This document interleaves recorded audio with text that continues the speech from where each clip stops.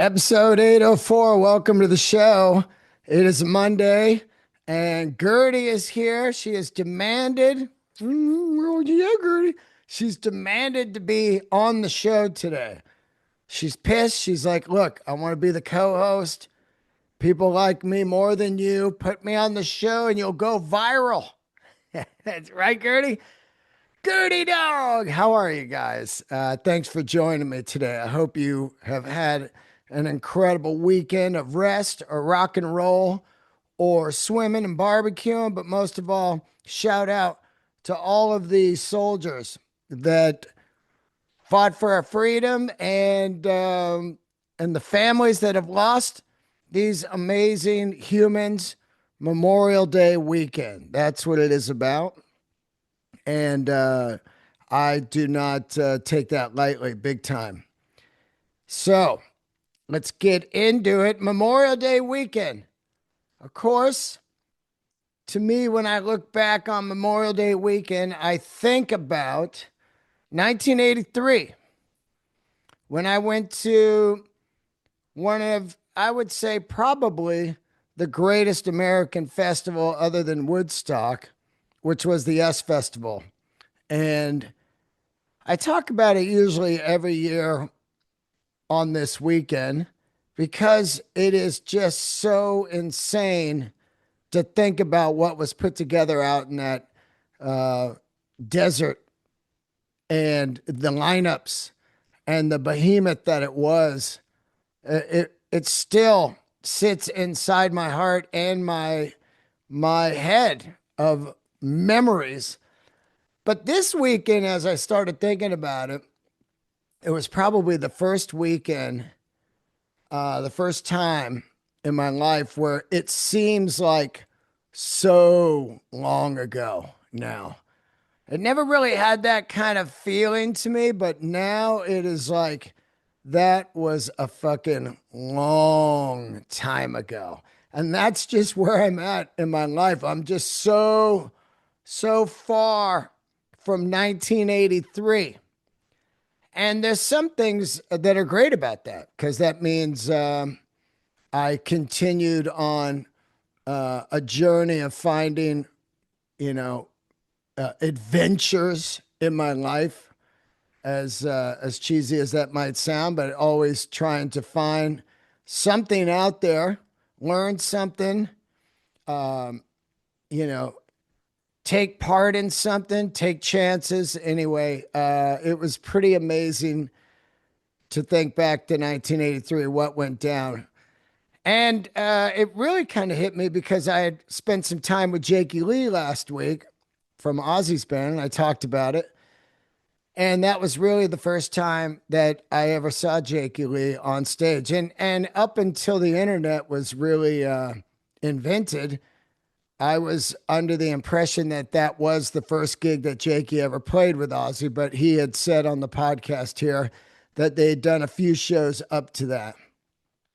So 1983, US Festival, I still would have a dream to do a documentary, a proper one on those 3 days. Now there was kind of a half-ass one about the 1982 US Festival. And although the 82 one did have amazing lineups, it's really the 1983 one that sits in everybody's mind of just an insane weekend of rock and roll.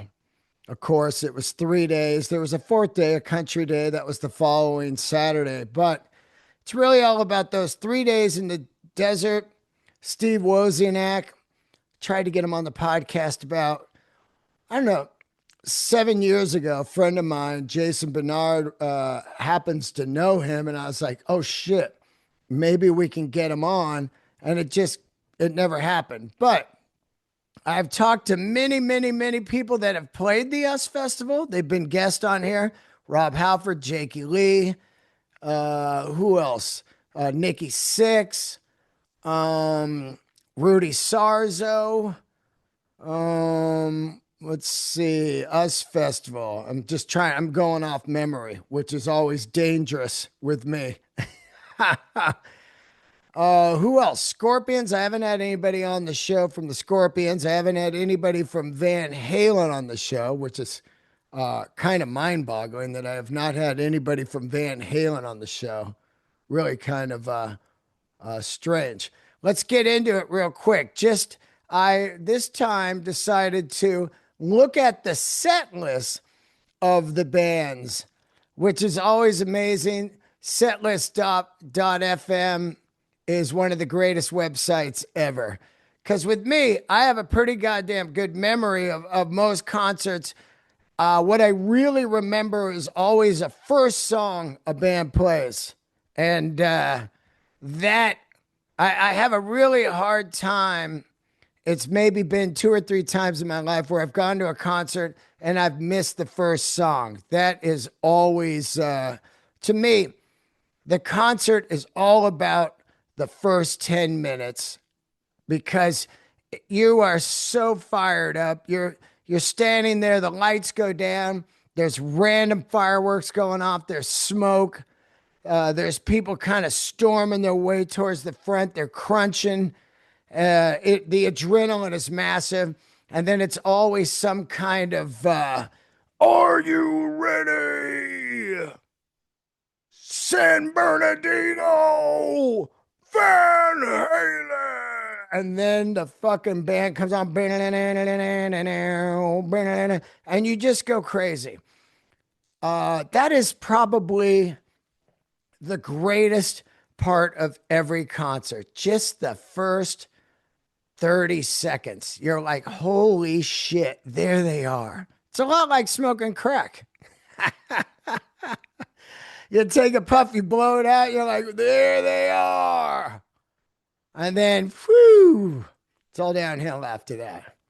Not really, but I'm just saying, Anyway, so I fired up some set lists. And okay, I've talked about the S Festival my whole life pretty much. 3 days out there in the desert. Day one. Now, most people that I knew, they're like, I only like metal. I'm not going to those other days, man. That is fucking pussy shit, man. I'm metal. I'm metal only. Unless somebody's not around, then I'll throw on Purple Rain. But don't tell anyone. Don't tell anyone I like Purple Rain. Don't tell anyone I like Flock of Seagulls. Better not tell anybody I like Wall of Voodoo. I like metal. I'm metal only. Fucking tough. I'm badass. I drink whiskey. Anyway, I went all 3 days and I loved all kinds of different music back then. So day one, you got Flock of Seagulls, Divinals, In Excess, Men at Work, Oingo Boingo, Stray Cats, The Beat, The Clash, Wall of Voodoo. Clash headlined, and it was really the last show as The Clash. Later, they kind of limped along, missing Joe Strummer, or not Joe Strummer. Wait, I forget how the lineup went later on. It was Mick Jones left, and then it was just kind of, limped along. But this is really the last Clash show. So let's look at the Clash set list just because. Okay, now the Clash headline on the first night, and they open, this is their opening. London Calling, okay? Come on.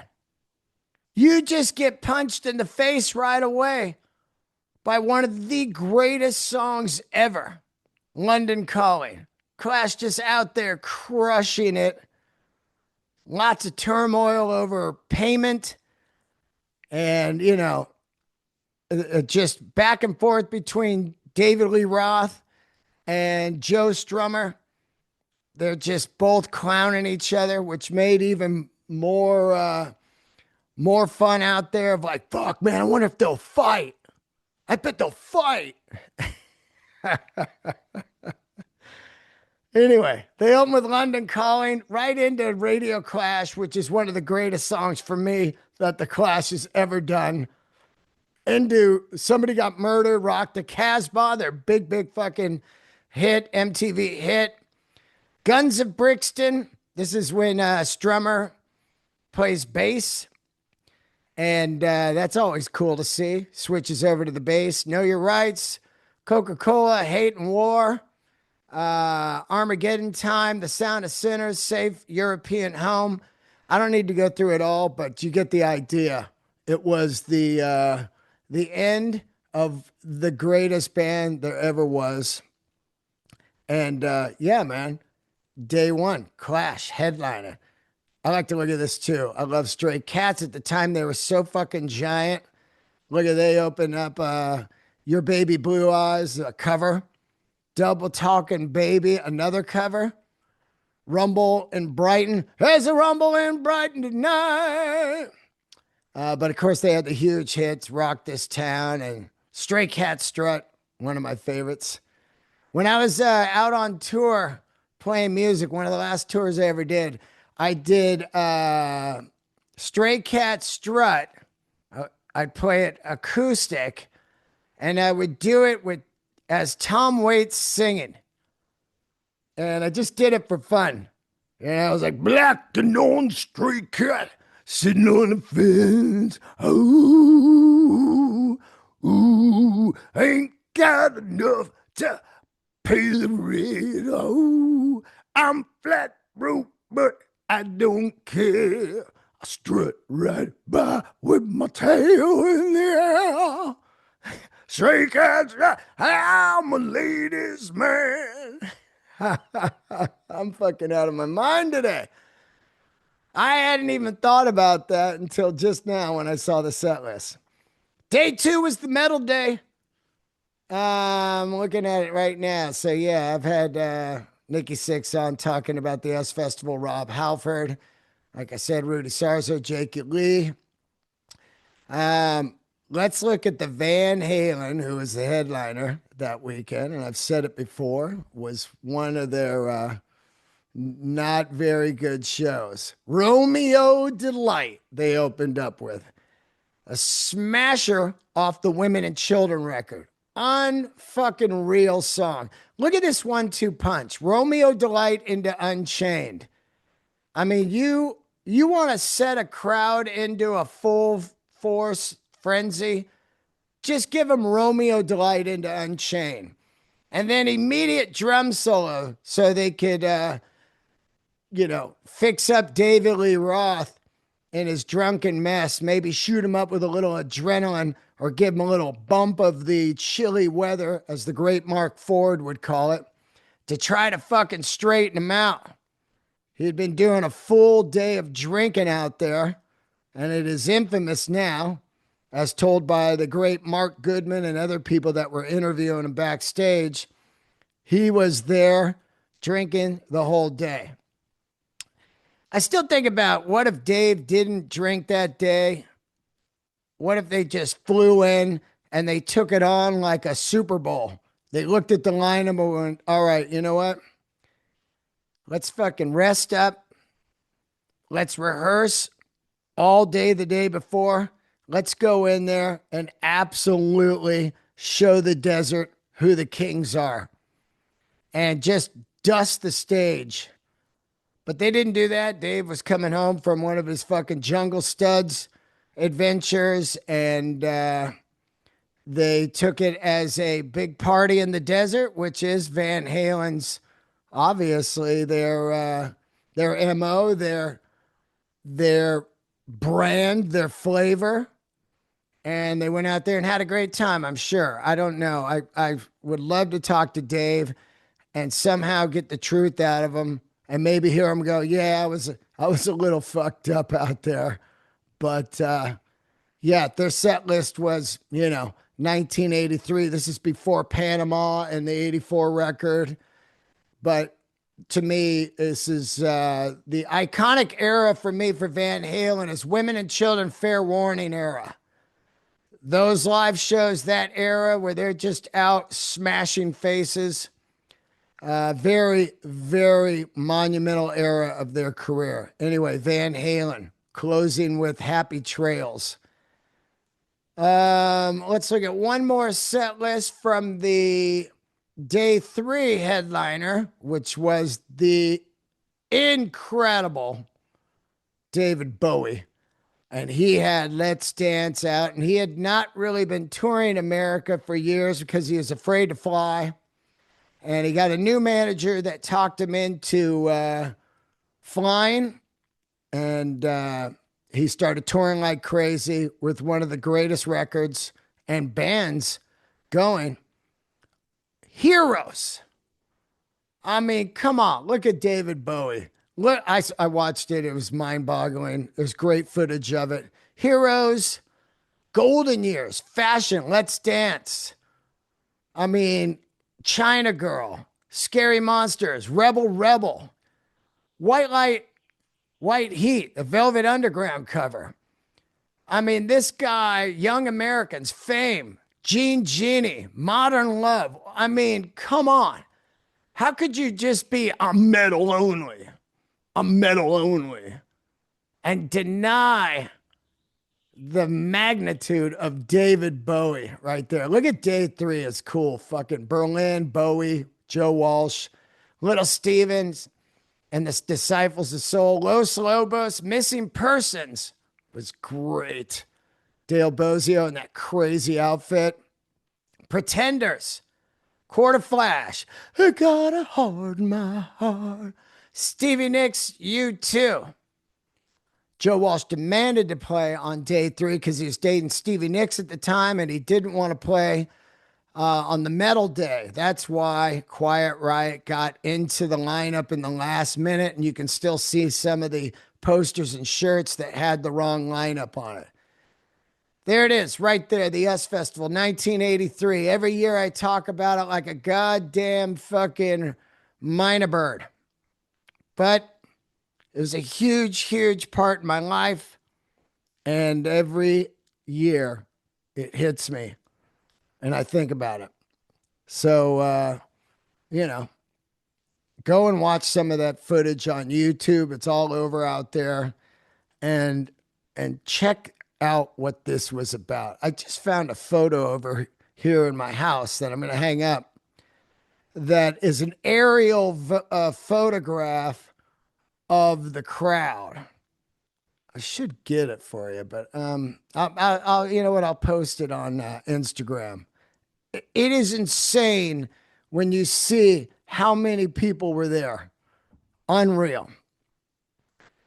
Speaking of that, somebody had hit me up and was talking about, I talk about Day on the Green a lot. We're talking about festivals and stuff today. That's really kind of 3-day weekends are always geared around some kind of festivals or rock and roll, and that and 4th of July. But, over the years, I had always heard about the World Series of Rock. Let me get this here, which was kind of like a Day on the Green that Bill Graham did, but not as many as their World Series. Hold on.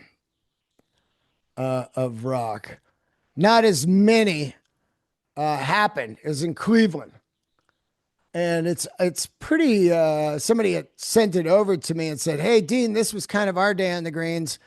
And, when you look at it, it's kind of similar lineups.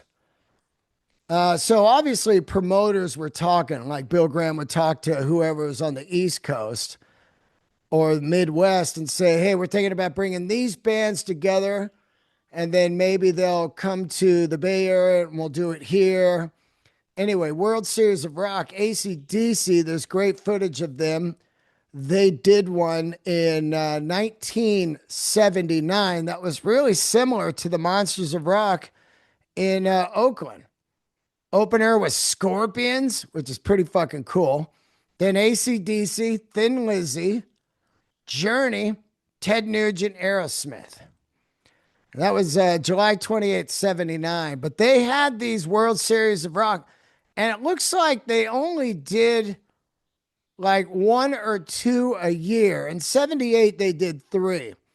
But they were really similar to Day on the Greens. And I've seen footage from them over the years, and they look just as radical as Dan the Green's. But the thing that was missing that Dan the Green had, and I've said it many times, and I had the guy on, Dennis Larkins, the guy who painted these scrims so it didn't just look like scaffolding and speakers. It was Bill Graham's idea to make everything look like a Broadway play, not make it look like a junkyard. You go in and there are these sets. So that's why another reason Dan the Green is so fucking insane to me. But like their first World Series of rock, and I'll celebrate it today because there's great lineups. June 23rd, 74, Beach Boys headline. Then it was Joe Walsh, Skinnerd, REO Speedwagon, 74. That's right around the beginning of REO Speedwagon. Amazing. And then in 74, they had a second one, which was James Gang, which is interesting because Joe Walsh played the first one as Joe Walsh and the Barnstorm. So in August, they do it, James Gang, Climax Blues Band, and Emerson, Lake and Palmer. And remember, these are fucking baseball and football stadium. You know, it was held in the, Cleveland Stadium. 88,000 people.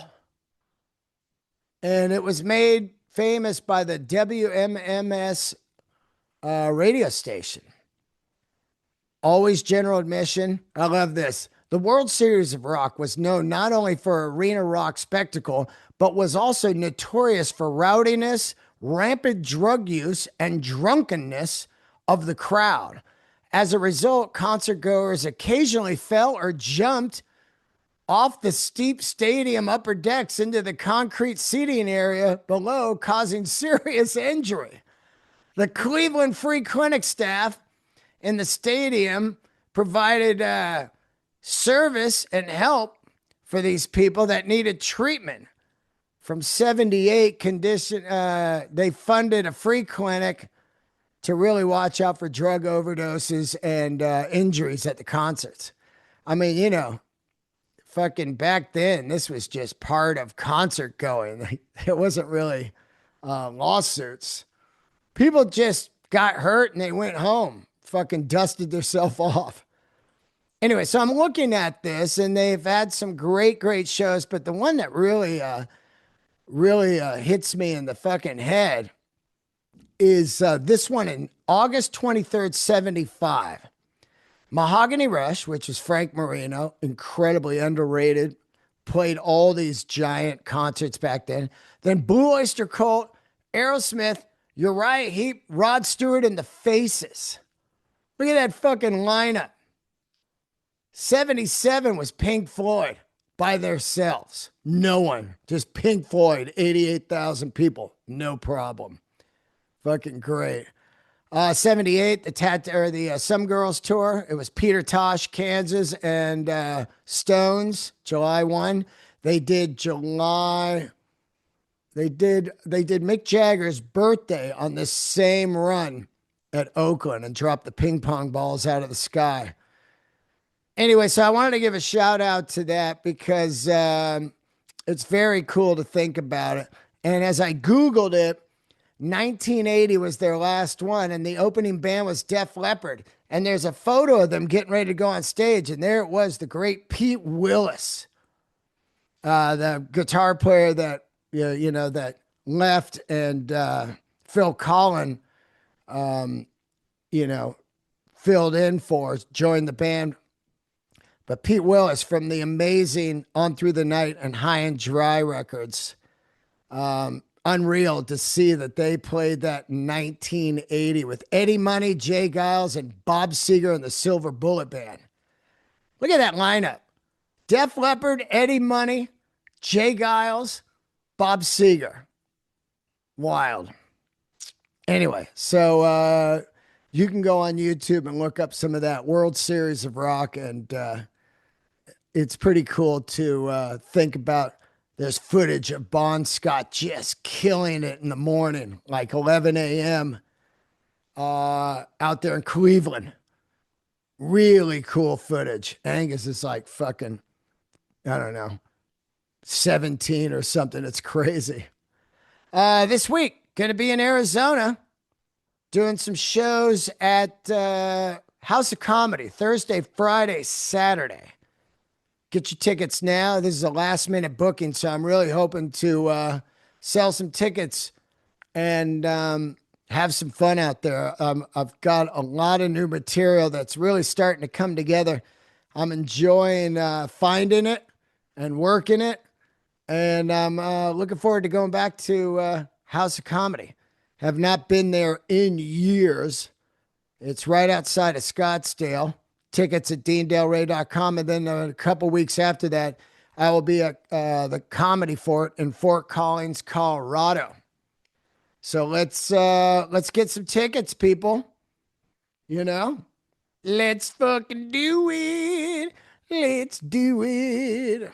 I'm going to Austin tomorrow before I go to Arizona. I'm gonna go get a little refresh on my stem cell. I got stem cell years ago from the motorcycle crash. Hold on, I'm gonna give these guys some love here.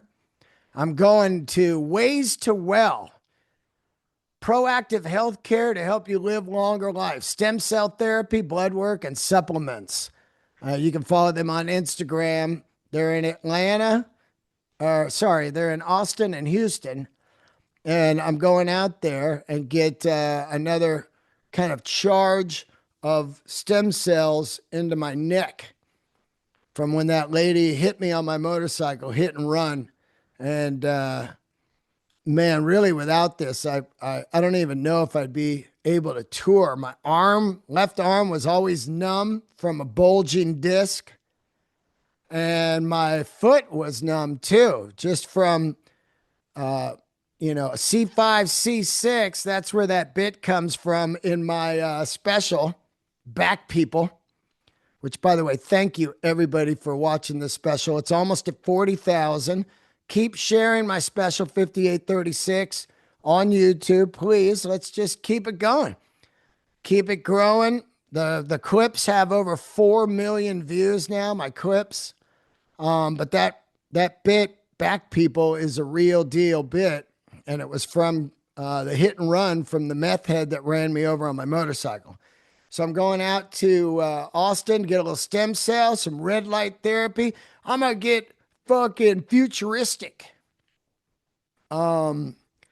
It's just, to me, it really makes sense to explore new medicine and also holistic medicine and everything I can do to stay away from big pharma. You know, when I first had the disc problem, immediately they were like, well, we need to just cut you open and just do some surgery on your disc. We got to shave the disc down, and we got to cut you open, man. We have to cut you open today. If we don't cut you open today, I don't know what the fuck's going to happen to you. You'll be paralyzed. We gotta cut you open today. They were dying to cut me open. I was like, wait a minute, man. I was fine. And then the disc popped out, and now I'm not fine. Let's look into some other alternatives. Isn't there something else I could do, like physical therapy or yoga or Pilates or some kind of stretching, massaging? Oh, no, we got to cut you open. This is the only way to fucking fix this. If we don't cut you open right now, you'll never be able to do comedy again. Do you still want to do comedy? You won't be able to get on an airplane. You won't be able to ride in a car. You won't be able to brush your teeth. It's like fucking just the scare factor. Also, who says I want to stick around? So I'm going out there, and I'm really looking forward to getting around too. And I'm also going to do some other things, and I'll explain them next week. Maybe for a little bit of esophagus and stomach and vocal cord therapy, as far as rejuvenating and keeping all that that section of my fucking life together. So going out to Austin, gonna go see my buddy Chris Layton, have a little dinner with him, the great, great Double Trouble drummer, and then get this done, and then fly out to Arizona to do some comedy. So yeah, go ahead if you're having some problems, look up Ways to Well on Instagram. Tell them I sent you. Dean Delray is my name in case you just stumbled on the show. So yeah, can't wait to get out there. I'm gonna get a little hit of this tea right here. Drinking some green tea out of some plastic, getting some microplastics on the brain. Yeah. I got Gertie here as the co-host, and she has not fucking said one thing. Gertie, you haven't said a thing. Gertie's gonna be 9 this Friday. And I am man, I am so grateful for this dog. And just to think, gosh, she's gonna be 9. I've had her now coming up on 5 years. And I've said it over and over, a full life saver. This dog has brought me so much joy and and happiness, and she's just amazing, and it's wild. I can't imagine my life without this dog. She's going to be 9 on Friday, so I do everything to keep her as healthy as I can. No bullshit foods, no people food, no fucking pup cups.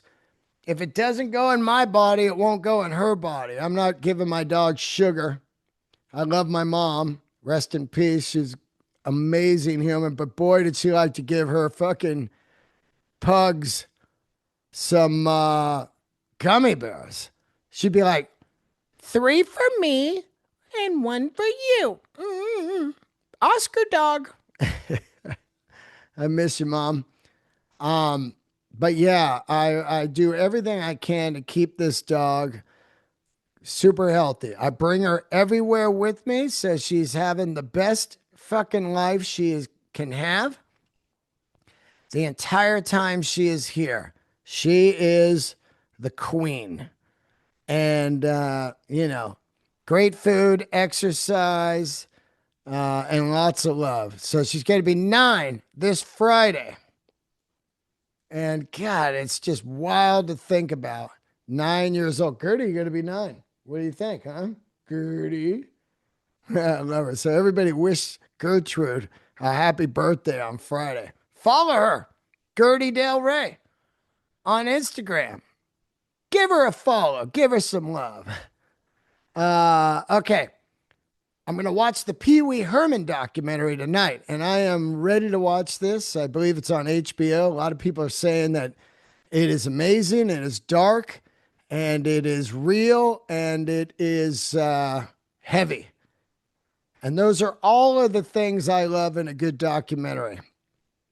It's, Pee Wee, I saw his Broadway show, and I am very much looking forward to seeing this and digging into this Pee Wee Herman. I mean, the guy became a massive star. So I'm going to tune into that. I've been watching some stuff lately just for any kind of inspiration. And I don't really ever watch comedy specials. I watch them for a couple minutes to get in on, the lighting, the venue, the sound, the look. What are the comedians wearing? What's the set like? Where did they shoot it? What's the audio like? I'll dig into something like that once in a while. But for the most part, I don't really think I've watched very many specials in the last 7, 8 years. Of course, I watched my main man, Bill Burr's, because I was not at that shoot. I know the material well, but I continuously get inspiration from this man. And I think he's one of the all-time greatest And, when it's all said and done, he's going to definitely just be there in the Mount Rushmore. He's getting ready to wind his 6 month run down there in New York on Glengarry Glen Ross. And I texted him yesterday and just said, man, I cannot be more proud of you and how you're always trying something new and taking a risk in anything and everything. So yeah, I watched his, of course. I watched some Chappelle. I'll watch some really close friends specials and congratulate people on that, them getting a special out. I know fucking how hard it is to get a special and how hard it is to get people to watch it. That being said, there was a perfect time in my career about a week ago that I needed a massive dose of inspiration and another bump to keep me focused and inspired. And that came out of nowhere for me, of somebody that I had not really followed. I knew who he was. I had watched a few minutes of a special of his a few years ago. And I think it's a lot like a record you're not quite ready for, or you just weren't in the right frame of mind. But that man is Ali Saddiq, Houston comedian. So this man dropped a special 3 weeks ago, and I just happened to see a tweet in my feed that said 1 million views, 24 hours. And me promoting my special for the last 4 weeks now, knowing how hard it is to get in algorithms and get people to share your special and get people to talk about it in this world of so much, information and content, as some dummies would call it, in a world of just nonstop stuff coming your way. I was immediately happy for this man. I don't know him. I hadn't seen the special yet, but I was like, holy shit, here's a guy that Netflix doesn't fuck with. And he had done 1 million views in 24 hours. So I said, you know what? I'm going to sit down and watch this. I'm ready to learn. Anytime I can learn from people that are fucking, doing it, self-made, DIY, anybody that is, pushing back on the gatekeepers and talking about it, I'm ready. I saw a couple days ago that Chuck D posted something that was really fucking cool. He said, ageism is an ism. It's right up there with racism. And hold on, I want to get this. Let me get this, because it was heavy to see people talk about, especially Chuck D, who is just one of my favorites of all time. Let me see if I can find this. Shit, I think it was in his stories. That's one thing, man. You lose stories, and then you're fucked. Let me see if I can find it. Anyway, it was isms. So it was racism and ageism and something else. I feel like an idiot right now because it was, that's just the world of fucking, information. There it was. It meant a lot to me, and then I can't even fucking remember it. I'm going to find it, though. Hold on. I am going to find it, which, by the way, I'm still on my quest of getting Chuck D on the podcast. He, once in a while, he'll message me back and go, yeah, let's do it. Talk to such and such. And then it just never happens. which is hilarious, you know? Um, Hold on, let me get this. I might have this right here. I'm gonna find this now.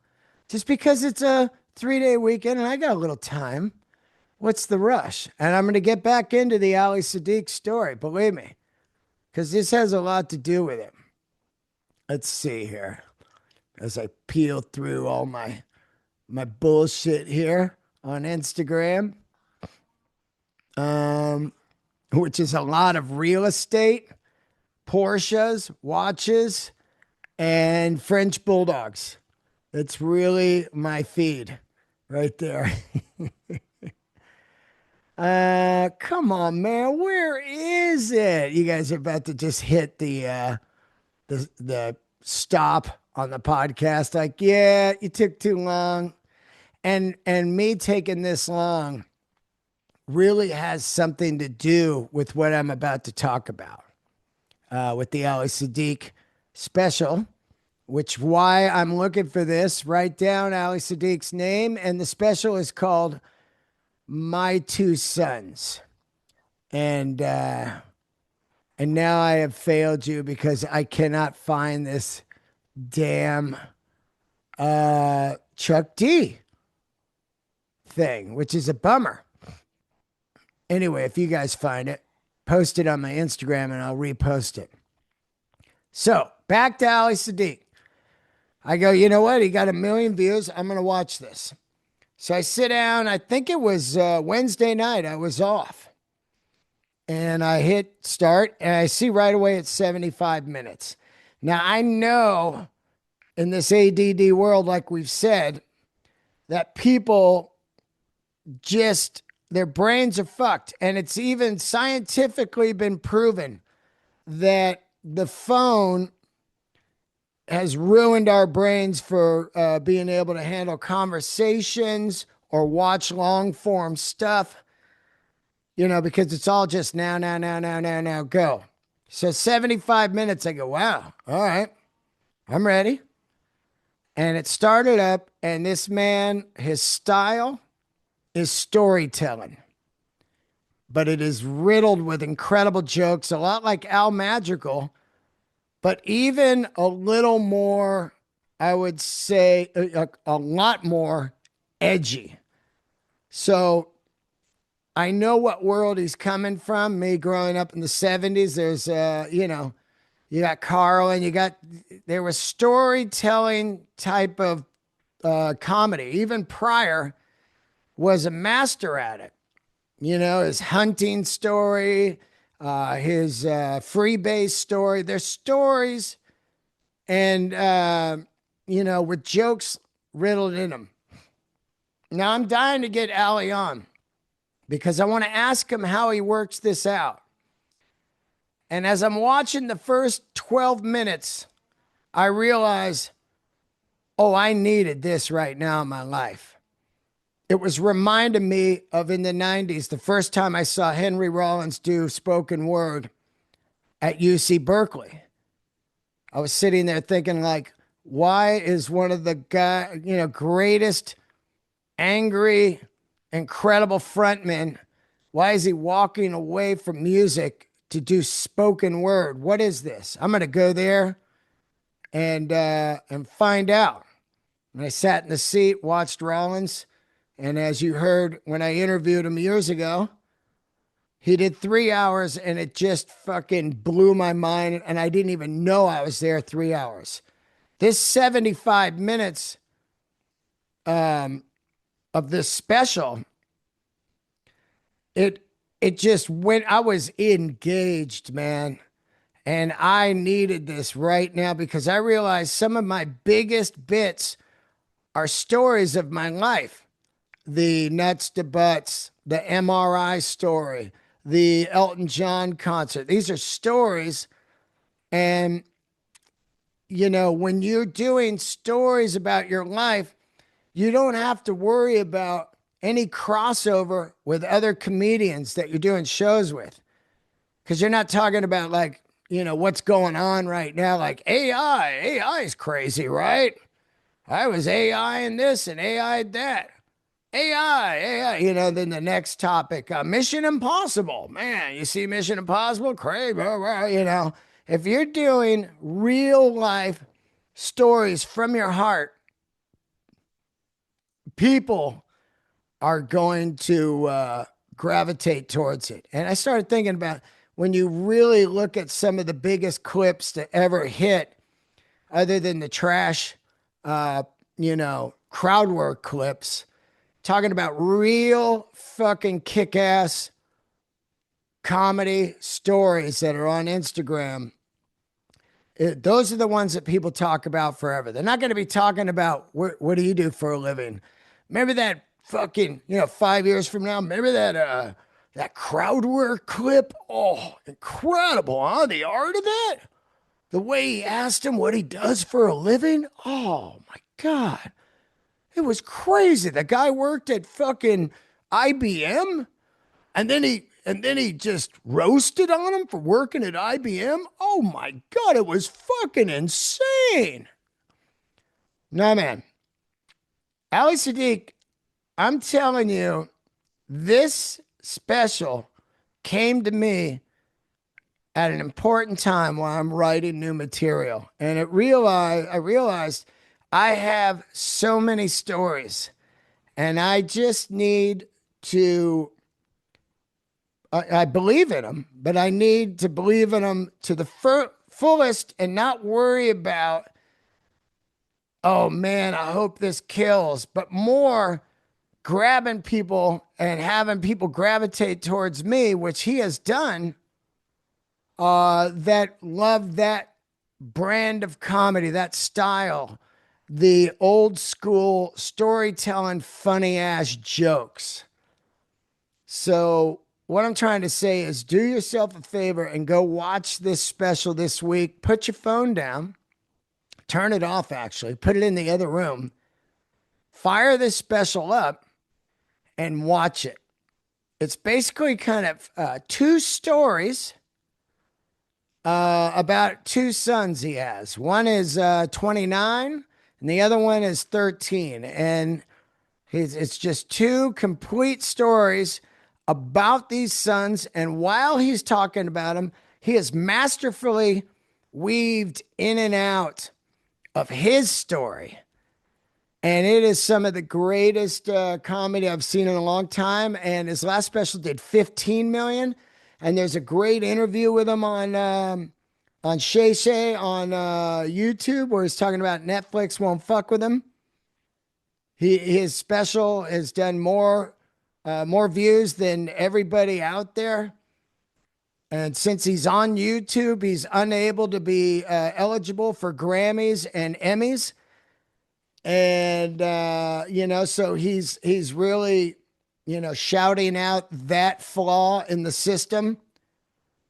YouTube being bigger than ABC, NBC, CBS, Netflix, Fox, HBO, Hulu, bigger than all of them put together, YouTube. And they don't qualify for Emmys and Grammys. And that's because if you won an Emmy for your special on Netflix, the industry would completely crumble. I'm not saying people do stuff for awards, but what I'm saying is you would just be like, oh, why would I fuck with those guys when there's so many more, viewers on YouTube? And then, I won an Emmy, which gave me another fucking 20 million views or whatever. And also, I'm not saying my special deserves an Emmy or whatever, but what I'm saying is there's some creative, incredible stuff on YouTube because they don't have to answer to fucking stockholders and commercials, corporations of Coca-Cola and Chevy and all that bullshit. So a lot of people are taking chances out there to the fullest with cool looks or different styles, different stories, different, takes on art. So anyway, I really wanted to recommend that you go watch this. Do it today while you're sitting around the house and dig into that. And I can't tell you how fucking, how much I needed to see that at this point in my career, 16, 15 and a half years in. And I'm always getting some kind of inspiration from somewhere. And this time it was from Ali Saddiq. And when I meet him, I'm going to thank him. And also Nate Bargatze. I read an amazing story with him in Esquire magazine, I believe it was. And his story really inspired me 2 weeks ago. I was just like, God, I needed to read this at this time, and I needed to see this special at this time in my career. And it has inspired me to get better and work on my craft, man. I'm just out here working on my craft, you know, just working on the craft. Fucking hilarious when you hear, you're just working on the craft, you know, just trying to raise the bar with the craft. Anyway, I love you guys. Hope to see you in Arizona. Hope to see you in Fort Collins, Colorado. Also Fort Worth, Texas in July. Got a Reno run coming up at the Laugh Factory. I have Acme in Minneapolis, coming back to Acme. Some tour dates, DeanDelray.com. Patreon.com is where you get all the bonus episodes of Let There Be Talk, and it really helps supporting this podcast, who obviously you have not heard an advertisement in probably over a year. Advertisers don't fuck with me. You know? They offered me this fucking like stupid low amount of money, literally no money, to advertise on the podcast. And I was like, no. And they're like, wait, isn't this better than nothing? I go, no. I'd rather find the money somewhere else. I value the quality of my show, and I think it's worth a lot more than what you're offering to advertise on my show. It's fucking ridiculous. They wanted to give me $600 a month to advertise on all the episodes, 804 episodes. That's like 10 cents or something. Fuck you. Isn't it better than nothing? No, fuck no, it isn't, because it's an insult. Uber. You know, this episode's brought to you by Uber. Here's 10 cents. I don't even like that I said the fucking name, because now they just got, yeah, this episode is by Fuck You, Uber. Yeah, fuck you, Uber. Unbelievable. You have fucking $600 to advertise on 800 episodes. Man, this show means the world to me. I'll do it for free. I've been doing it for free for years. Years I've been doing this show for free. And I do it for the thousands of people that have been here since 13 years ago. Delraysers, unite, spread the word. Keep that special going. I love you guys. Have a great week. See you in Arizona. Candles are lit.